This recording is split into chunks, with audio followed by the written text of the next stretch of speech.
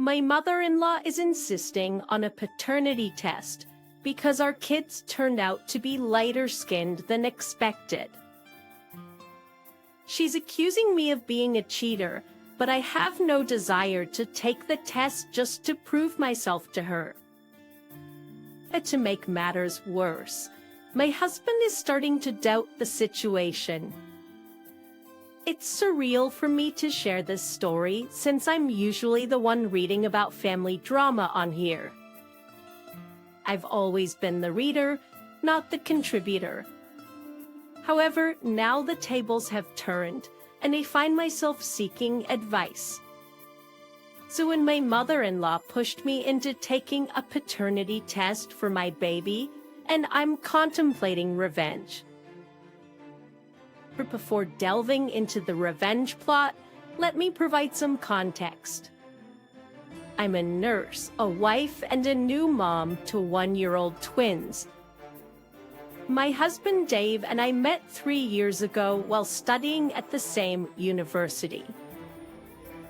Despite initially being just friends due to other relationships, we eventually became a couple. Our relationship faced challenges, particularly with our parents. My dad had reservations initially, but he warmed up to Dave. People, on the other hand, my husband's mother, no, my mother-in-law, never liked me. Her disapproval stemmed from her Cholerist views, as she wasn't thrilled that her son chose a dark-skinned woman like me. The relationship with his parents, especially his mother, posed difficulties, but we persevered. Forward to the birth of our twins, and things took an unexpected turn. Despite both of us being dark-skinned, the twins emerged with light brown skin, hazel eyes, and a different hair texture. This raised eyebrows and led to doubts about their parentage. Thus, even though I had a normal and comfortable pregnancy, the unusual appearance of our twins sparked suspicion. I assured people that their features would likely settle into a more familiar look over time, given some family mixing on my side. However, as months passed, their hazel eyes persisted and their light skin showed no signs of darkening. Now I'm grappling with the demand for a paternity test and contemplating how to deal with my mother-in-law's accusations. So the snarky comments escalated after the first time I heard a blatant accusation. That happened during the twins' 6-month get-together, a family gathering we organized. One of the aunts remarked on how the babies hadn't darkened and now looked more like a milk chocolate mix than a dark chocolate mix, making a clear accusation of infidelity. What bothered me more was my husband's silence, a tacit agreement with the accusations. The accusations continued throughout the function, with family members making similar comments. By the end of the night, I was exhausted and frustrated. My husband chose to leave me to manage the twins as he went off to play games with his cousins. When the babies wouldn't stop crying and I asked for help. My mother-in-law suggested I call my actual baby daddies and stop embarrassing her son. That was the breaking point.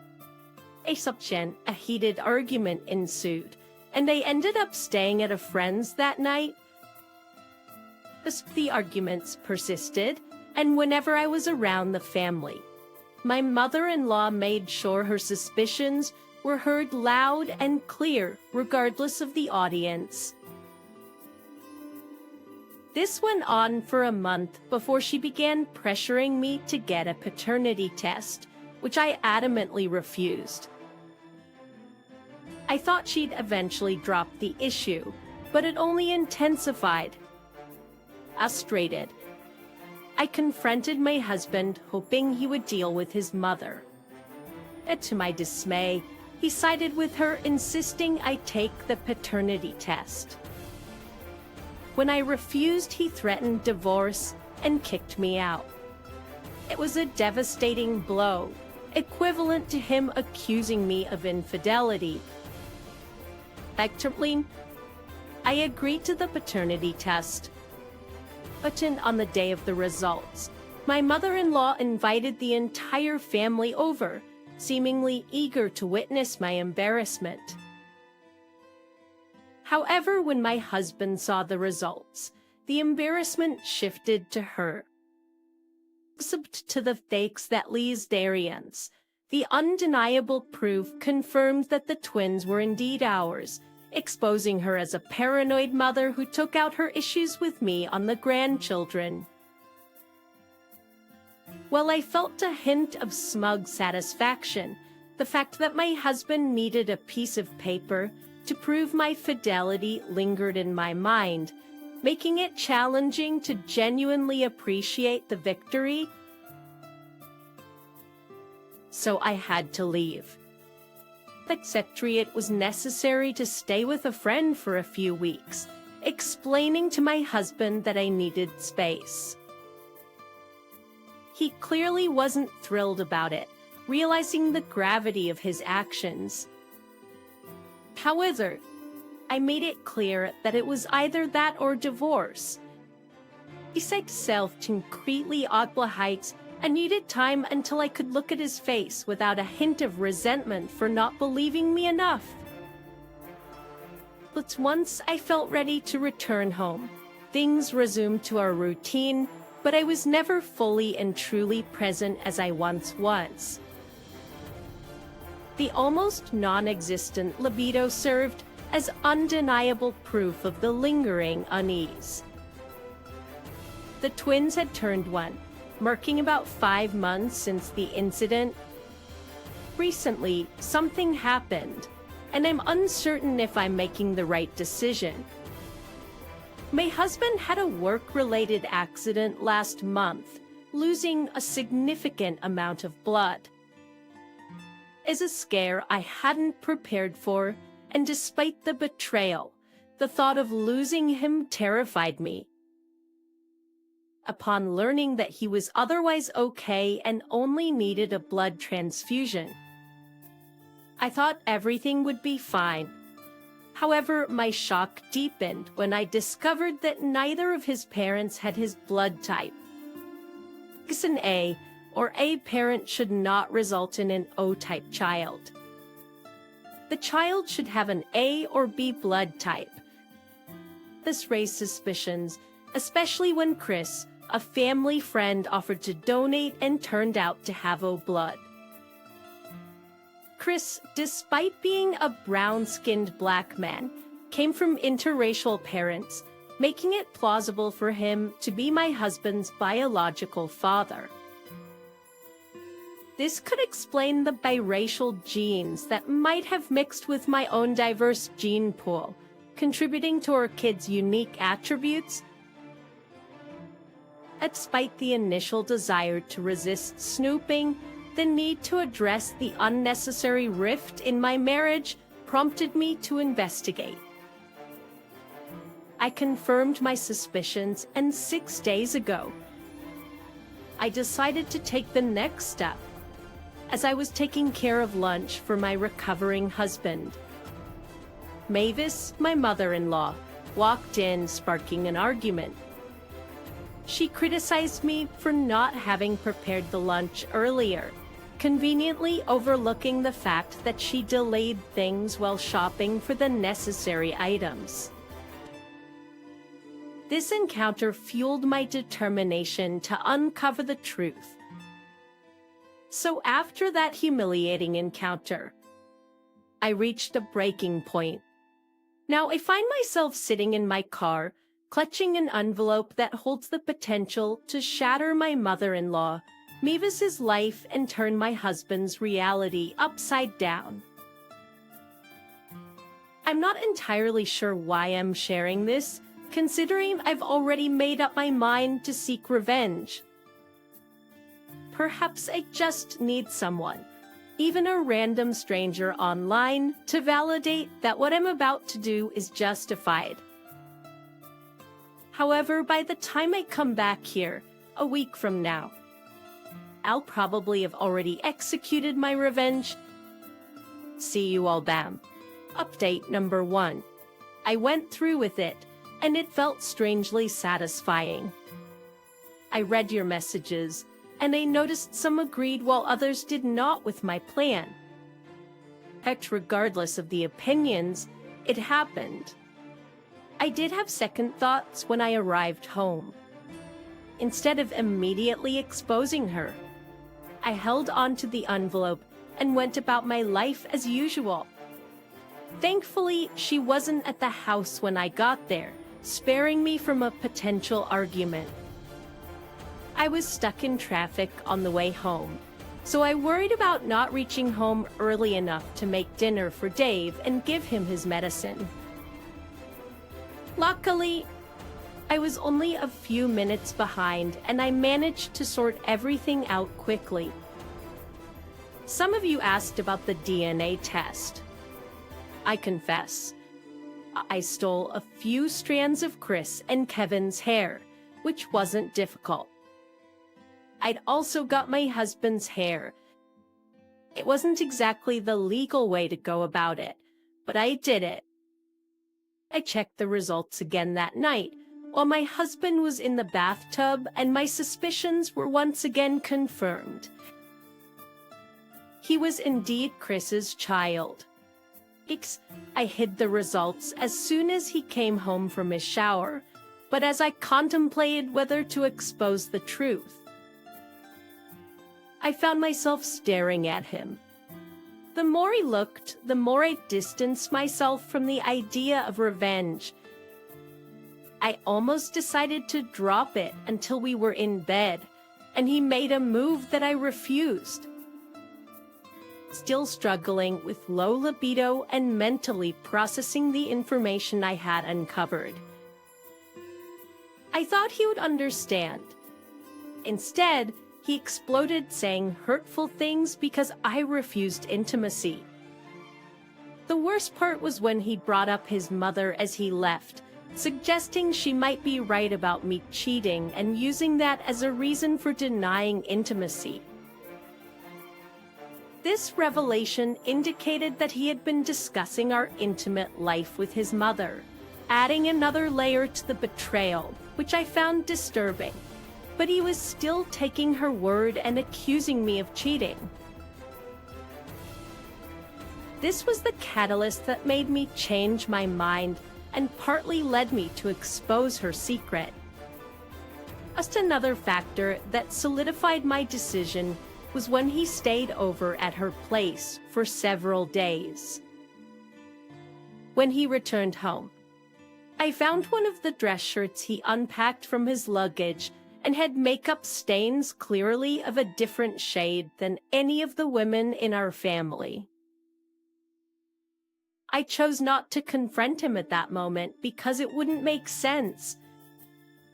Instead, I quietly plotted and waited for the perfect opportunity, which presented itself today.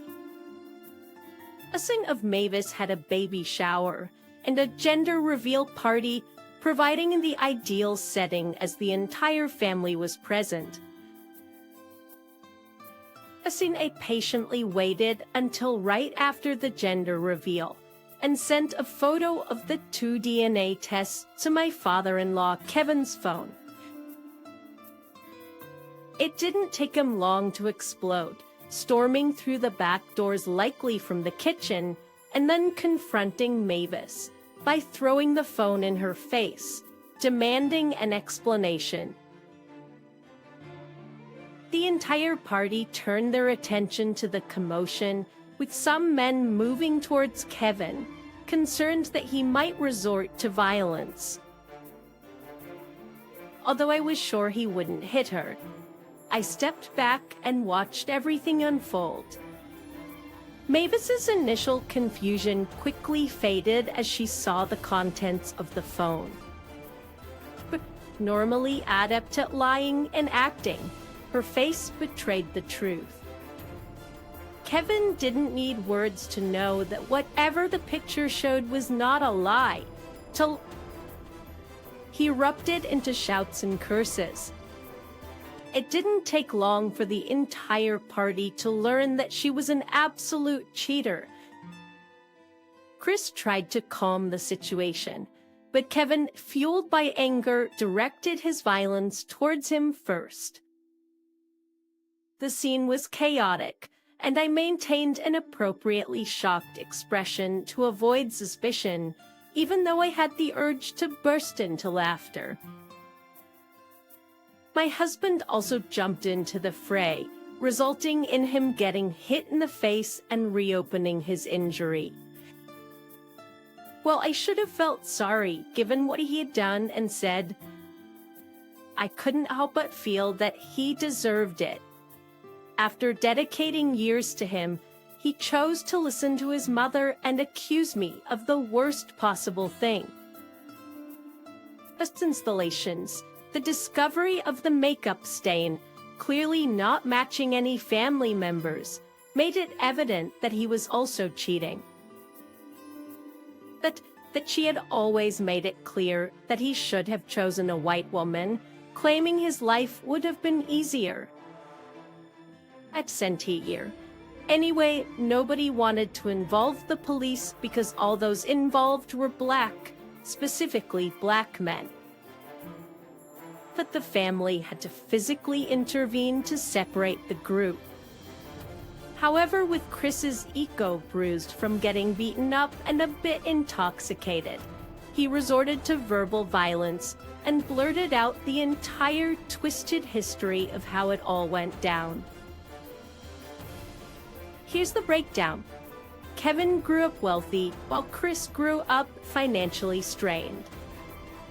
They met in high school, and despite Chris's initial jealousy, he recognized that Kevin held the key to numerous opportunities. They became close, sharing similar tastes in women. Enter Mavis, who of course went for the one with more financial stability. Kevin, that they dated, but all the while, Mavis secretly desired Chris as she sought the mixed race aspect. Kevin was fully dark-skinned, while Chris had a smoother brown complexion, not entirely light-skinned, but enough to indicate a mix of races. They carried on a clandestine affair while Mavis got pregnant. They schemed that if the baby looked enough like Kevin, they could claim him as the father and enjoy the benefits of Kevin's opportunities. If not, they would have to say goodbye to those advantages and try to make it work. Luck seemed to be on their side, as the baby looked just like Kevin, securing their access to opportunities. Kevin unknowingly married Mavis and helped his best friend. Chris built his own business, achieving their respective desires. While I felt sympathy for Kevin during this revelation, it wasn't expressed elegantly, but I've put it into words for you. Kevin nearly lost control after learning the truth, but his family intervened, carrying him away to prevent further damage. 25th Mavis, in the meantime, was visibly distraught, knowing that Chris was already married with a family of his own. After these revelations, we headed back home. I had to drive and put the babies in their car seats since my husband was a mess throughout the journey. I didn't bother trying to talk to him when we got home. Eventually, as the evening wore on, he dressed and left home without uttering a word to me. Here I am now in bed, typing this and watching to see how everything unfolds. If there are any significant changes, I'll update you all. Updates. So Kevin is filing for divorce and initially considered pursuing a lawsuit for paternity fraud against Mavis. However, he decided against it and proposed a different deal. Mavis, however, has been making it difficult for Mavis to agree. To agree to this deal, if she signs, she would be giving up a substantial amount, including a luxurious lifestyle and a sizable house. Chris, with only a few thousand in her savings, signing away her rights would leave her unable to maintain her current lifestyle. The situation is complicated by the fact that she can't rely on Chris, who is dealing with issues in his own marriage as their secrets unravel. It was discovered that Chris and Mavis were still involved even after she got married, coinciding with the time Chris met his current wife. As for my husband's reaction to all this, he's been heavily drinking and ignoring me when I try to talk to him. I wonder if he suspects I played a role in this, but at the same time, I don't care much. He's come home with similar makeup stains from the last time, and I'm just observing how things unfold. If his work is significantly affected, I might step in, as I don't want my children to grow up without their dad, or with an alcoholic father. I'll update you all whenever the next event unfolds. Some of you seem quite invested, making the situation more amusing. See you until next time. Update number 3, final update. A lot has happened since the previous update. At Successives, in the battle between Kevin and Mavis over her signing away her rights to half his assets or facing a paternity fraud lawsuit. Kevin emerged victorious. It was discovered that Mavis couldn't afford strong enough lawyers for the case, and the one she consulted flat out told her she had no chance of winning. Eventually, she signed away everything. The eviction that followed was swift and ruthless. Kevin gave her minimal time, and as soon as it was up, he had people ensuring she left. My husband, easily convinced to let her live with us, worsened our already failing marriage. His mother's behavior escalated from bad to tyrannical, and I felt like a prisoner in my own home. Over the last few weeks, I've stayed at friends, hotels, and motels on many nights with the twins. When things got worse, Dave was no help. He seems only to care about drinking, leaving early for work and returning late, likely cheating. He's also started neglecting not only me but also the kids. I attempted to address the issue with him multiple times, even leading to arguments. It's in the midst of one argument, he said hurtful things, including calling me an annoying chick and expressing regret for not listening to his mother's advice to find a white woman. After that, I concluded that divorce was the best option, and I started preparing for it. However, I found myself weighing various options, considering the need to find temporary accommodation, cover babysitting expenses, and handle legal costs. A few weeks later, I had another argument with Dave, and during my absence, my mother-in-law discovered the hidden DNA test results.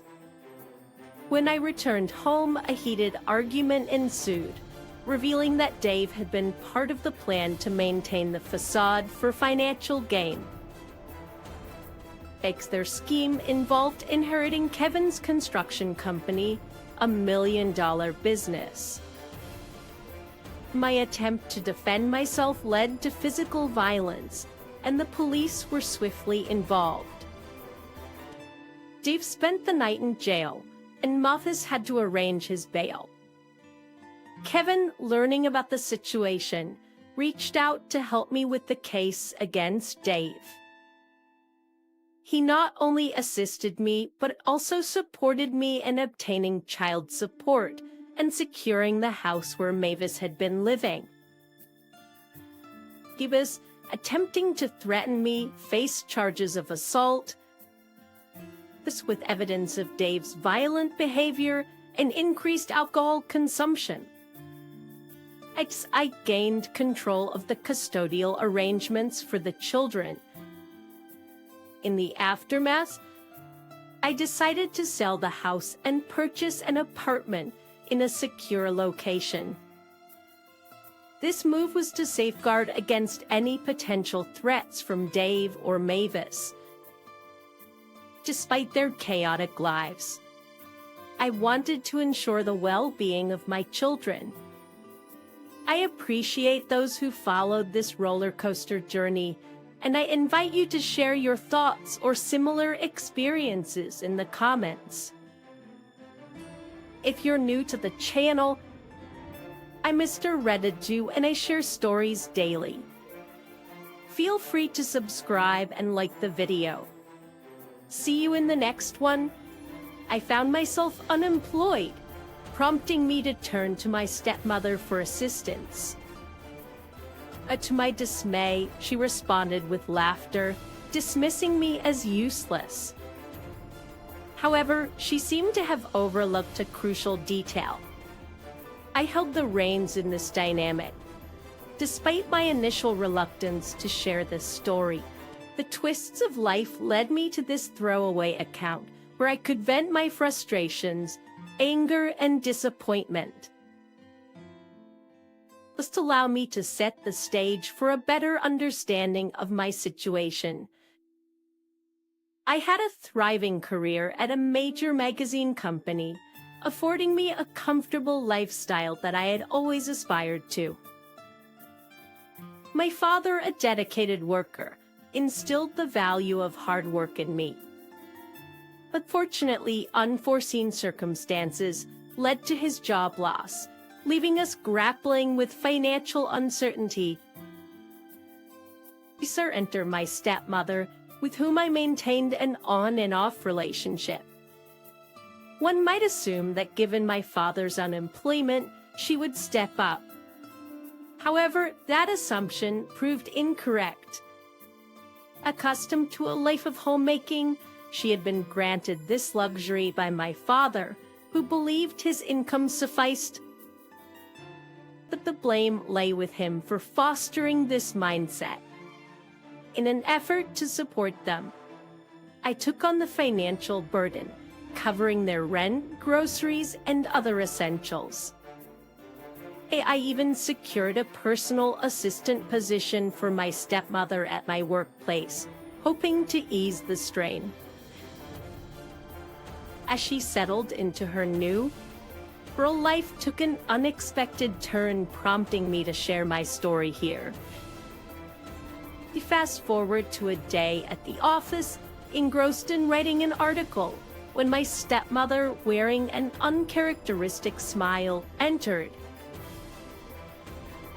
Prans propaskin into the successivori. She proposed a lunch outing, citing our lack of shared meals since her employment. When perplexed, I agreed, only to have my colleague Jane express concern about the unusual invitation. As we sat down at a nearby restaurant, engaging in small talk, my stepmother's motive came to light. She thanked me genuinely for securing her job, a gesture I had never anticipated from her.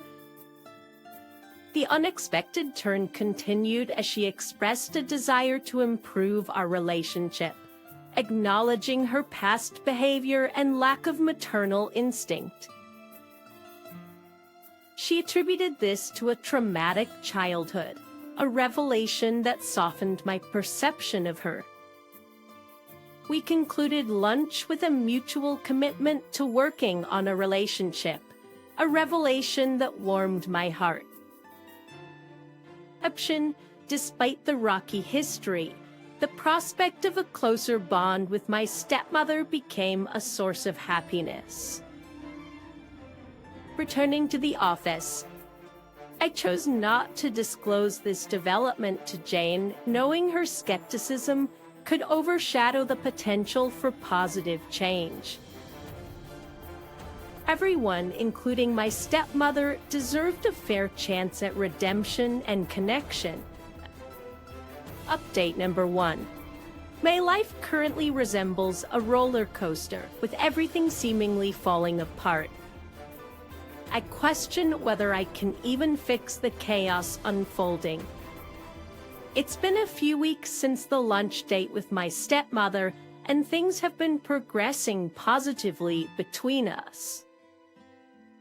We agreed to take things slow and not rush into anything.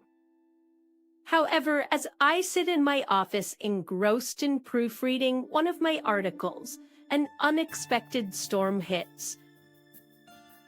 My usually cheerful supervisor walks in looking agitated, a stark departure from his typical jolly demeanor. Sensing something is amiss, I inquire about his mood. He responds with a raised eyebrow and a heavy sigh. As he sits across from me, the tension in the room intensifies. He gazes at me, disappointment etched on his face, and proceeds to express his profound disappointment. He's confused and trying to grasp the situation. I'm handed a stack of documents. Scanning through them, I discover there was a crucial meeting last weekend, mandatory for all journalists at the company. Strangely, I never received any communication about this meeting. My supervisor chastises me for missing such a vital event, deeming it unprofessional and indicative of my complacency. Despite my protestations and assurance that I was unaware of the meeting, he accuses me of not taking my job seriously. The bombshell drops when he declares that I'm no longer employed, citing my recent promotion as a mistake. And fighting back tears. I defend myself, emphasizing my dedication over the past 5 years. It's a stark contrast to the impeccable record I've maintained. Nevertheless, he remains resolute, demanding my departure within the next 10 minutes, threatening to involve security if I resist. Update number 2. As I hastily pack my belongings, emotions run high. To that Disikirian, the unfairness of losing my job without a chance to explain or defend myself weighs heavily. In my car, the tears finally flow as I grapple with the reality of unemployment. Then the impact on my ability to support my father and the dashed dreams of a luxury car from my savings further compound the despair. Reflecting on this harsh lesson, I realize I placed unwarranted trust in people. The disappointment of betrayal stings, especially as my stepmother remains conspicuously absent during this challenging time. For a week post-termination, only Jane has reached out to check on me, highlighting the true colors of those I once considered close. It's that realization that my stepmother hasn't bothered to inquire about my well-being, despite knowing about my job loss, adds another layer of disappointment. I muster the courage to visit her and my father, only to be met with an indifferent attitude, leaving me questioning the sincerity of her earlier expressions of wanting to work on our relationship. Since my termination, my stepmother greets me with a slight smile and shakes her head. Expressing my need for her support and recalling our agreement to work on our relationship, she bursts into laughter. Amidst her laughter, she dismisses me as a joke and claims it's my fault for getting fired. Shocked, I confront her, but she continues, labeling me an entitled, spoiled brat who should have taken my job more seriously. Baffled by this sudden change in demeanor, I resist stooping to her level. I point out the irony of her calling me spoiled while residing in the house I pay rent for. Mentioning the rent matter visibly shakes her, but I decide not to engage further, declaring that I won't bother her again. Since days pass, and I focus on job hunting, still reeling from the betrayal. A knock at the door interrupts my search, and it's Jane with disturbing news. Just relieved that my relationship with my stepmother is non-existent, she reveals that my stepmother orchestrated my firing. Apparently, she deliberately withheld details about a crucial meeting organized by her boss, leading to my dismissal. Jane's revelation extends further. She caught my stepmother and my former supervisor making out in the office a few days ago. The shock hits me as I grapple with the realization that not only did she get me fired, but she's also cheating on my father with my ex-supervisor. Just armed with this information, 2 weeks pass as Jane and I gather evidence to prove my unfair dismissal and expose the affair. In the past week, Jane has been instrumental in helping me schedule a meeting with the CEO, human resources manager, my stepmother's boss, and my former supervisor. As we gather in the boardroom, tension fills the air. Upon my supervisor's inquiry about the presence of others, I assure him that everything will be revealed soon. As my stepmother walks in, my supervisor's expression changes noticeably. Before I begin to explain the purpose of the meeting, to prove my innocence and expose the unfair circumstances surrounding my dismissal. I present documents to everyone in the room, demonstrating that I was never emailed details about the crucial meeting weeks ago, stressing that Maria, my stepmother, never informed me despite ample opportunities to do so. I catch the attention of the CEO who nods in agreement. The focus then shifts to my stepmother's boss, who questions Maria about why she didn't email me the meeting details and why she lied about it. Maria stammers and freezes, unable to provide a satisfactory answer. Her boss presses her further, asking why she lied when confronted about the email. When my former supervisor attempts to explain but fails to garner belief, and Turner. The HR manager asserts that I was fired unprofessionally and questions the supervisor's authority to terminate my employment. Seizing the moment, I produce more documents and disclose the probable reason for my supervisor's decision. As my stepmother glances through the documents, she reacts explosively, hurling insults at me. She calls me an entitled pig, accusing me of being a spoiled brat. Her outburst intensifies as she wishes my father could witness what she perceives as my evil nature. In a shocking turn, She attempts to physically harm me, but my attorney intervenes, preventing the assault. Security is summoned and my stepmother is escorted out of the building promptly. The CEO declares that my stepmother will no longer work for the company. Action. The revelation in the documents exposes her deceitful actions, leading to her immediate termination. The documents acquired through a breach of privacy on her public office computer reveal social media conversations between her and my supervisor, further substantiating their collusion.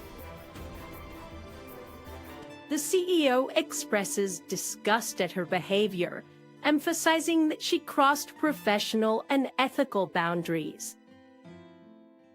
Update number 4.